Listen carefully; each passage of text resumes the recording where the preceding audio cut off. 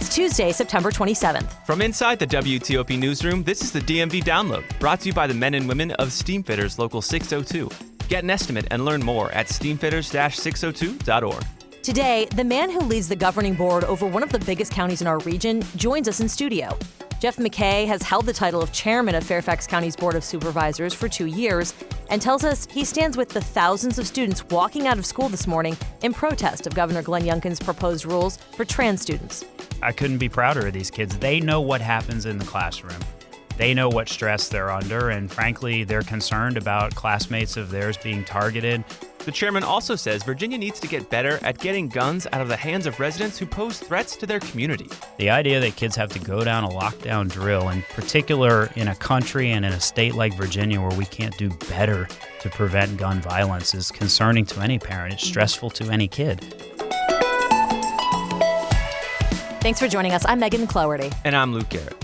A pandemic, a seismic statewide political shift, an insurrection, a learning loss crisis, concerning crime trends, and a short-staffed police force. Those are just a few of the challenges that have come before Jeff McKay as chair of Fairfax County Board of Supervisors. Chairman McKay joins us now in studio. Thank you for being here. Sure, thank you.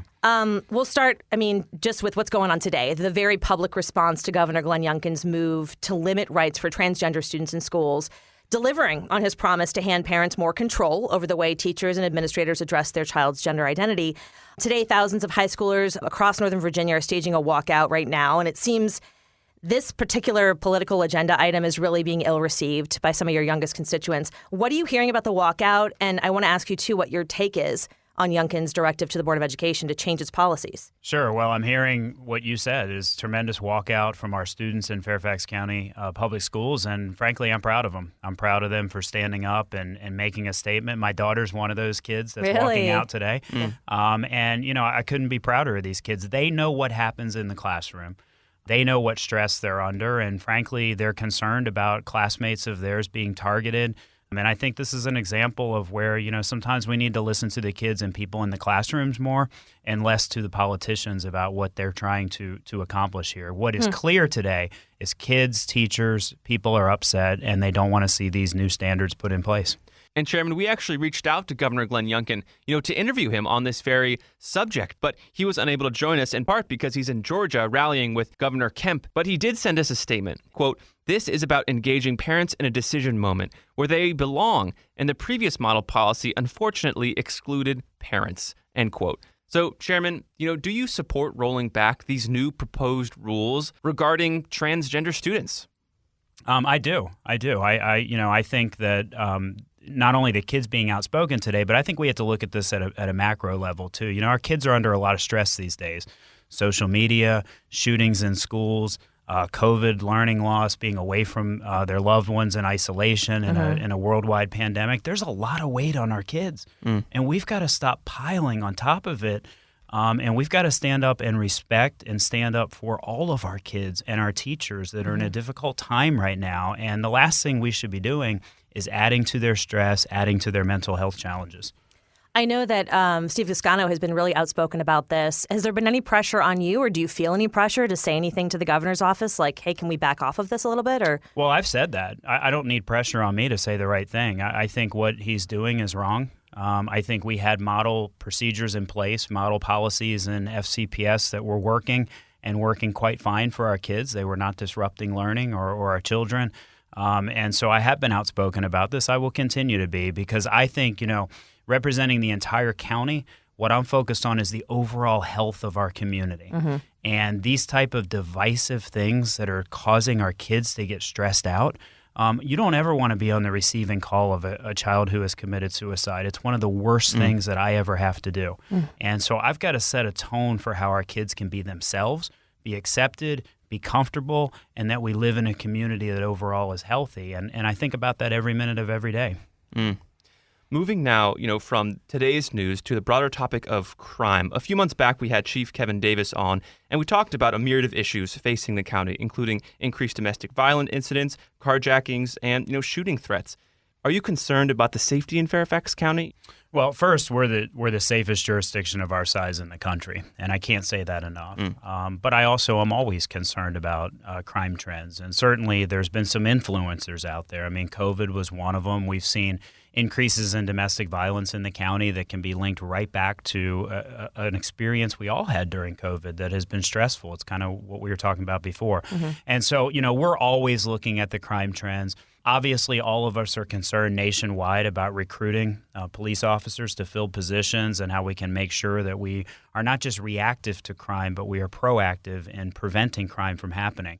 And so the way we look at this in the county is not only resources on the ground, which are vital, but what programs do we have in place that are trying to help people who are chronic offenders no longer offend? And this is where mental health and public safety intersect so often.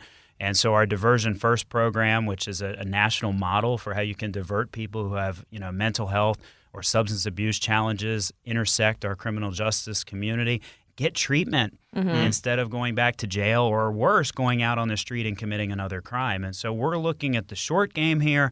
We're also looking at the long game and how we can prevent crime. And certainly everyone I talk to in the region tells me their number one issue and concern right now is finding workforce. So I can't afford to have people sitting in a jail when they could be getting rehabilitation and filling some of these vacant jobs out there in our community. So I'm always concerned about being on the front lines of not just preventing crime, but taking people who have caused, have gotten wrapped up in criminal activity, and how do we make them a better person so that they're not doing and repeating that offense in the county? And so it's a big picture thing, but I think it's really important. But that being said, we're constantly measuring the trends and making sure that where things are out of alignment, we can increase visibility of our police in certain parts of the county where we're seeing activity happen.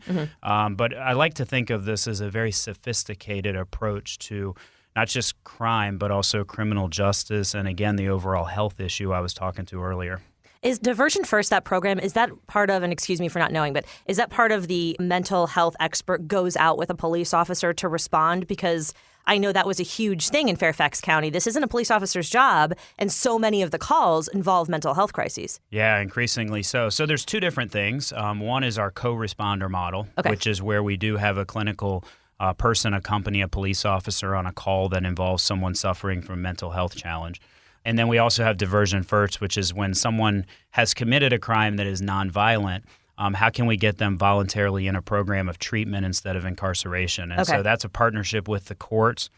We have great judges in Fairfax County who help people through a Diversion First curriculum. And what we're seeing is those folks that go through that are not repeat offenders. And so we have to respond with co-responder when we have a mental health call to handle that call right. But then based on the outcome of the crime committed, that's not where we stop. Then how do we get that person back into society properly? You touched on this earlier, is the short staffing at police departments. And as you said, and which is true, across our region for sure, almost every police department is not where they want to be. Right. And well below where they want to be. I'm talking to a couple of my sources over at Fairfax County Police, and they say they're on 12-hour shifts, mandatory 12-hour shifts at this point. Obviously, that's still within the MOU of the union. That's not, going above and beyond what they say they would do. But from the outside perspective, you have somebody working consistent 12-hour days. At what point are you concerned, mistakes are going to be made from someone overworking, or I don't know. I mean, a breaking point. Exactly. Yeah. Well, our men and women in the police department are professionals. I'm not concerned about mistakes being made simply because of that. Yeah. Because of the training that they receive and the support that they get.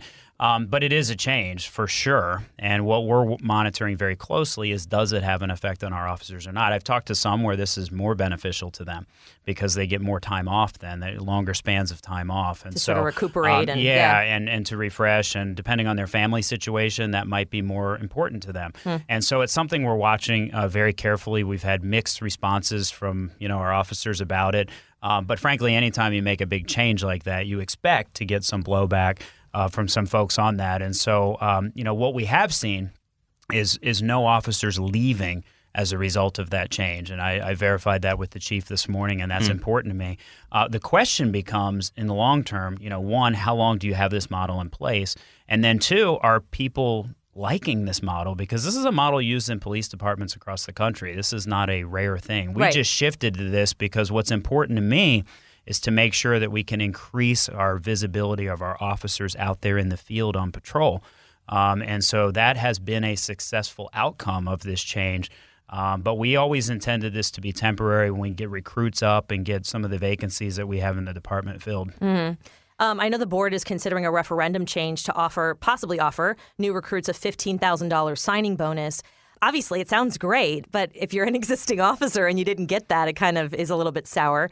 How quickly could that happen? And is there also something being considered for existing officers? Yeah, well, it could happen very quickly. It's an up to that amount. The county executive has always been authorized to go up to $5,000. He has not done that for recruitment to date.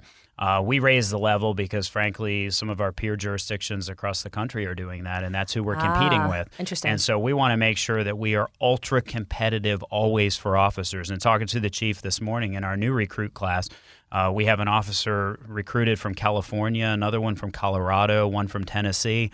And so we want to make sure we're recruiting the biggest pool of qualified people possible.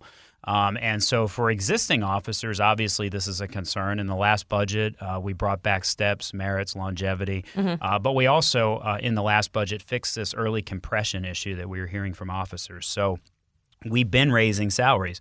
But officers who have been working 2 or 3 years might be making less than someone just coming in.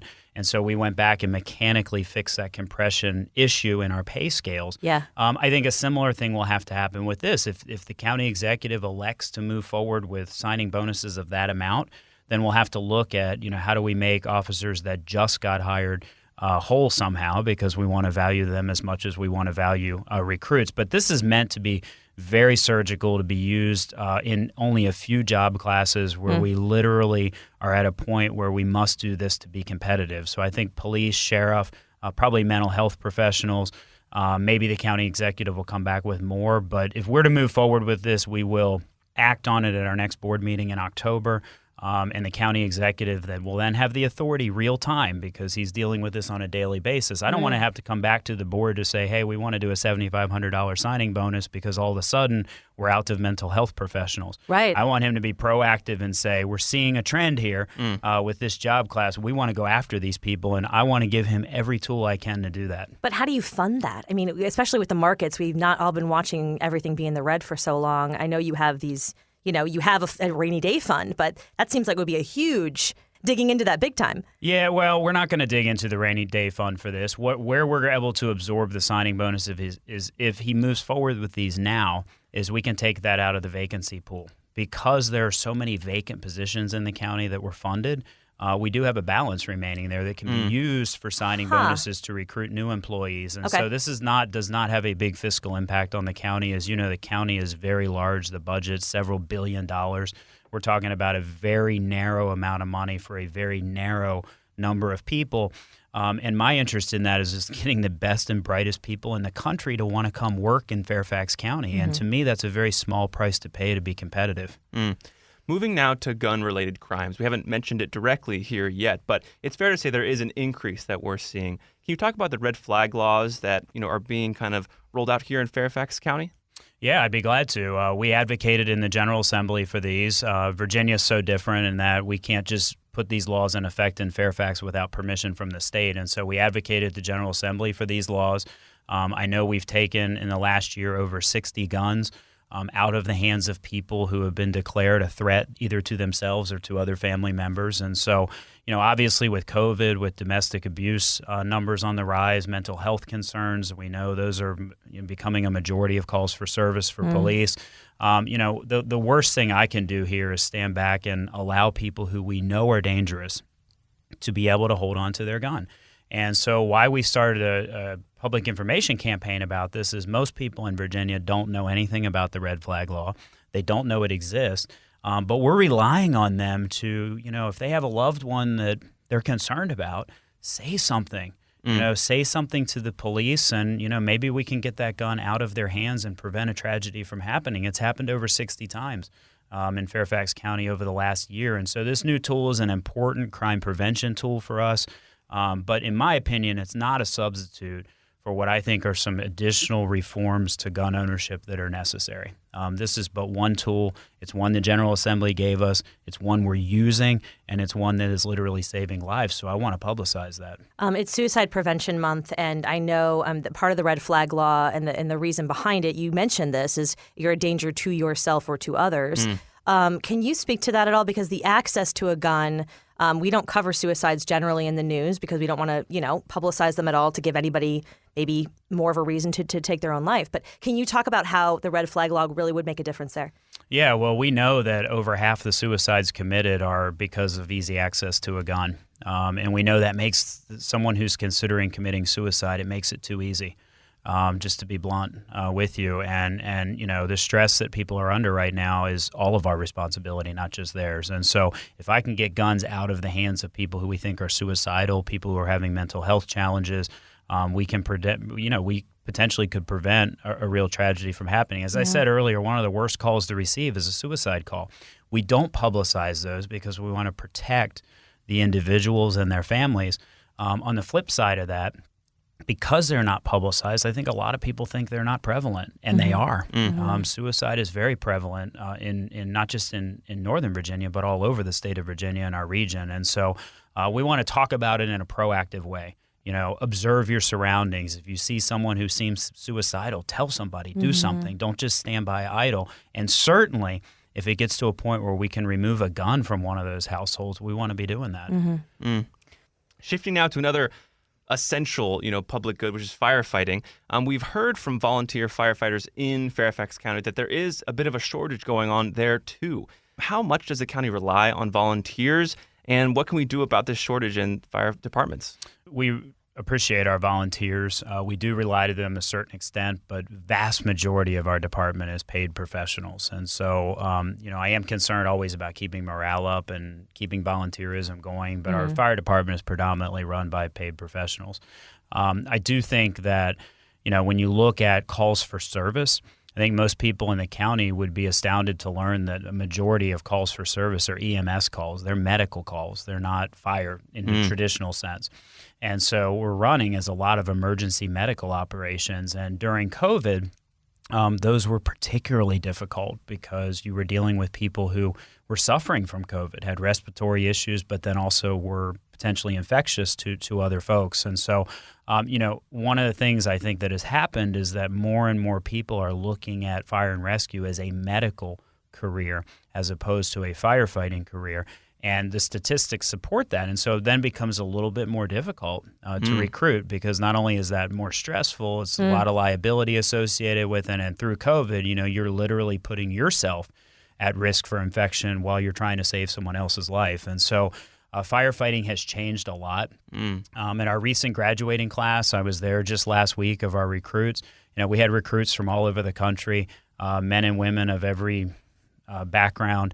But what was clear in the comments that were made that day is these people spend a majority of their training on EMS responses. And that's just the changing nature of fire departments and aging of our community, a lot of things that are happening. And so it does become a little bit more difficult from a recruitment standpoint. To crime and schools now. Chairman, many parents, of course, in Fairfax County still have questions about how a former counselor named Darren Thornton in FCPS was able to stay on the job after being arrested for solicitation of a minor. We know communication between Chesterfield Police and Fairfax County broke down through that process. There is an investigation going into that, so we, of course, understand that you can't give us every single detail. But what is Fairfax doing to make sure this doesn't happen again on a broad scale? Well, first of all, I'm calling for legislation at the state level. I think this is a breakdown of the state system. I served for a while as the president of the Virginia Association of Counties, and I can tell you counties all over Virginia come in many different shapes, sizes, and sophistication. And the idea that the best the Commonwealth can do is say to school systems, notify police departments, notify a school system if you arrest somebody who's employed by that school system, seems fraught with a whole lot of problems. Yeah. What is notification? How do you complete that? How do you verify it's received on the other end? I mean, it's 2022, and we're talking about faxing things or picking up the phone and just calling someone, and if you don't get through, hang up and check a box. No, No. The state standard ought to be a very sophisticated system where there has to be somebody signing off on both sides of this to make sure this type of thing doesn't happen. What frustrated me is, there was a jump to a conclusion that Fairfax County had done something wrong. And I've, spoken with our schools, spoken with our police. Certainly we may find things we can improve as well. Yeah. But we have a very sophisticated internal system when we arrest someone from another school district, what we do. And the other thing that concerns me and why I think this needs a statewide fix, but I also think it needs a national fix, is think of where we are in the DMV.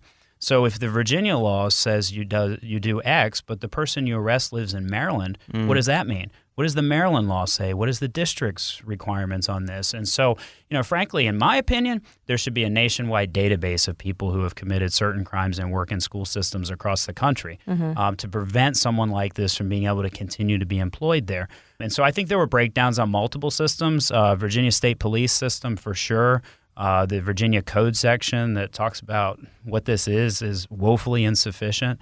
And this is an example of where instead of pointing fingers right out of the gates, my responsibility was, and to support the schools, is let's do an investigation and find out exactly what happened that was wrong here. And even before we could do that investigation, it was clear that the communication from Chesterfield never happened in Fairfax County. And so that checks one box. So that's a problem. It didn't make it to you because the email never made it to you. Right. Correct. And so that's a problem. Right out of the gates. So they don't need much of an investigation to figure that out. But the reason why I support an investigation is what can we also be doing on our end to be even more proactive in this space and not just reactive and receiving? And is there a role to be played in that front? But it's very concerning to me that something like this could happen simply because one county didn't successfully transmit a message to another county, and there's no accountability for that. My question, too, is about the background checks for FCPS employees, because my recollection is that he was employed before that, and then this happened, the solicitation happened during his employment, and then the new year started, and he wasn't background checked again because he wasn't a new employee. Correct. Do you think that that's something that should be happening every year? Well, first of all, I think we need a real live database of some type, as I mentioned earlier, because even the solution of doing that every year doesn't solve a problem like this. Right. Because a once-in-a-year snapshot, somebody could potentially be working 11 months after something happened. And so to me, that's not alone the answer. We need something more real-time where somebody can go in and look and see and make sure when that arrest happens, there needs to be some type of an automated message to the employer so that real time we can see that. An annual background check is onerous, it's expensive, it wouldn't necessarily solve this problem. If it's done in concert with some other reforms, I'm obviously open to it, but it would not have prevented the problem that just happened here. Right. You need like a flag, like a flag to pop up and say there's something, there's activity on this person's. Absolutely. And look, I have 2 kids in FCPS. I don't want to wait potentially 11 and a half months before I find that out when their next background check is done. I want to know it like the Monday after the Sunday that the incident happened. And so that's where we've got to be as a state. And a state as sophisticated as Virginia can do way better. In other words, you want to make it public. So when it happens, there's a public database, just like Delegate Vivian Watts proposed. Yeah, and I've spoken with Delegate Watts. She has some great ideas for ways we can fix this, wants to partner with us. I mean, frankly, when the news came out on this, we were flooded by members of our General Assembly who want to work on a solution because they also recognize this is a real flaw in the state system. Okay, so moving to across the region, schools have seen more threats. Obviously, it's very concerning for everyone, parents, teachers, everybody, neighbors, first responders. There was a scare last week at Bailey's Crossroads that didn't actually end up materializing, but of course forced the lockdown of Wakefield High School and Claremont Elementary out of caution. But most recently, just anecdotally, there are a lot of threats coming into schools region-wide, and they're from the students themselves. What's your top concern about students' mental health and the support they need coming out of the pandemic, and how is Fairfax meeting that need? Well, my top concern starts with supporting our kids and supporting our schools and not be disparaging towards our teachers and our kids. That's where I start. And kind of what we were talking about earlier with the unrelated walkouts, respecting children so they can respect each other. And so that it starts there, and we have to make sure that we're created an environment where that can foster. I think we talked about guns earlier, the availability of them. It's way too easy for people to get guns. For adults who have guns, it's way too easy for kids to access those guns. We have found that across the board. And so access to guns is a real issue. Recently, the schools did a youth survey of their kids at multiple grade levels. And one of the things that came back was that well over 80% of our kids feel safe in their schools. And so we know that most of our kids, thankfully, feel safe at school, and they should, because school should be a safe haven for all kids to go into. Did you find that surprising? I did not find it surprising, just because living this with my own kids, and talking to kids all the time, they do feel safe at school, but they don't always feel safe when they're outside of school. Okay. And sometimes those outside of school influences come into the building. They may or may not even notice it. And so that's where, after school activities, all the things that we hype about in Fairfax County become so important, because so many of our kids find that school, it can be the safest place for them to be. And this is something we worried about a lot during COVID. Characteristics of kids a lot of times show up at school before they're even realized at home. Stress that kids are facing, suicidal tendencies, domestic abuse, child abuse that they may be subjected to. So often we find those things through the school system and then link those families up with help. And so I think inherently a lot of our kids do feel like schools are safe. But when you look at the national news, you mentioned an incident that happened in Bailey's, and that's fair. It was a pretty random incident that, concerned a lot of people. But whenever there's a shooting that happens in Fairfax County, I think all of us as parents instinctively think, how do we protect our kids regardless of where they are? Yeah. We had an unfortunate incident at Tyson's that happened not long ago. Right. Kids could be at the mall. It just raises the level of anxiety, even if it doesn't materialize. If your school's on lockdown and you hear there's a shooting, right? Sure. It's going to change. It does, and the schools do a really good job of doing lockdown training for kids so that if there is a real incident that occurs, our kids know what to do. But this goes back to the stress of kids I was talking about before. When I was a kid in our school system, we didn't have to do that.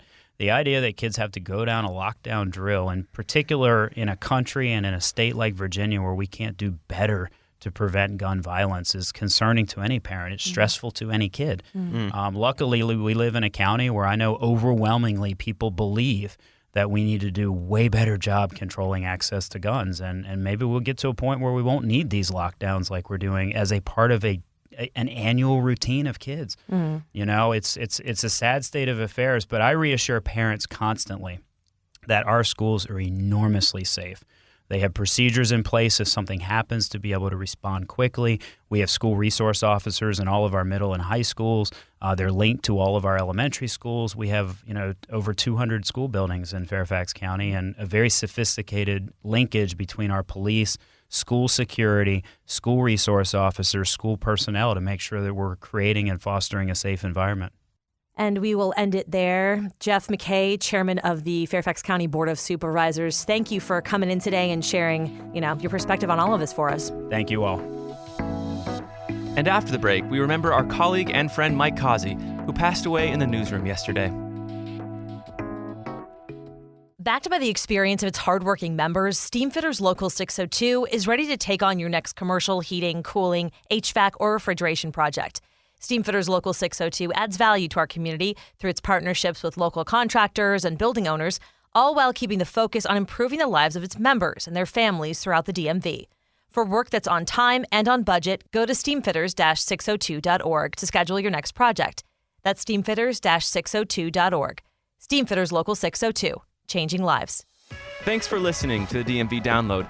If you like this show, give us 5 stars and leave us a review on Apple Podcast. We love hearing from you guys, and your reviews really do help other listeners find this, our area's only in-depth daily local news podcast. And thank you for making us a part of your day. And before we go, we wanted to share with you guys, we lost one of our colleagues yesterday, Mike Causey, who was a staple at our sister station, Federal News Network. He actually passed away at his desk yesterday. And we shared a studio with him here where we're speaking to you now. And, he had graced his presence with us upon this whole newsroom so well. He had such a fantastic sense of humor and was an incredible journalist. The more and more I'm learning about this man today, I continue to be floored and shocked by his journalistic prowess and just the person he was. Mike was 82 years old, and he had worked for the Washington Post and had a regular column on feds for a very long time before he ended up coming over to us. But I got to tell you guys, he was the most disarming, funny guy. Like, he would just say the funniest things. Like, he was coming to the studio one time and he was like, hey, Megan, if Scarlett Johansson walks in and she's looking for me, just tell her I'm in the studio, and would you mind getting her coffee while she waits? I was like, sure, Mike. Like, what? And Tom Temin, who's the host of Federal Drive, wrote a really fantastic and beautiful obit for Mike Causey. And he really says it best. So I'm just going to pull an excerpt from that piece. Quote, he was so unpretentious, so down to earth, so welcoming. He floored me. I couldn't help but like him immediately. People liked Mike because he liked people, end quote. And I mean, you should really check out this piece that Tom Temin wrote about his beloved colleague, Mike. It's beautiful. It's interesting, too. I mean, you have these moments as an adult where it just kind of gives you a perspective. You think about the amount of work and the amount of change that he affected. And we're kind of, starting our career like mid-career. And it makes you take a step back and realize, there's giants who came before you, and he really made a mark on this industry, and he will be very missed. We will miss Mike. And that'll do it for us today on the DMV Download. We are sponsored by Steamfitters Local 602. Our managing editor is Craig Schwab, and our music is by Real Worlds. Give us a review and rate our show if you get the chance, and tell your friends about this show. We love to talk to more people, so definitely tell your friends and family. I was just gonna say, do you remember Mike? He would come over, and he was 82, so he wasn't so good with phones, and his daughter would send him the link to our show every day. Yes. So he could click it every day and listen, and I just thought that was so sweet. Oh, he was so supportive. Sorry. Okay. Back to the outro. We are on social media every single day, and we'll be posting a tribute to our friend as well today. And if you want to become a VIP listener, you can go to dmvdownload.com. The DMV Download is a product of WTOP News. Listen on 103.5 FM in the D.C. area, 107.7 FM if you're driving around in Virginia, and if you're in Frederick, Maryland, 103.9 FM. You can also find us online at WTOP.com and on the WTOP News app. Have a great night, everyone.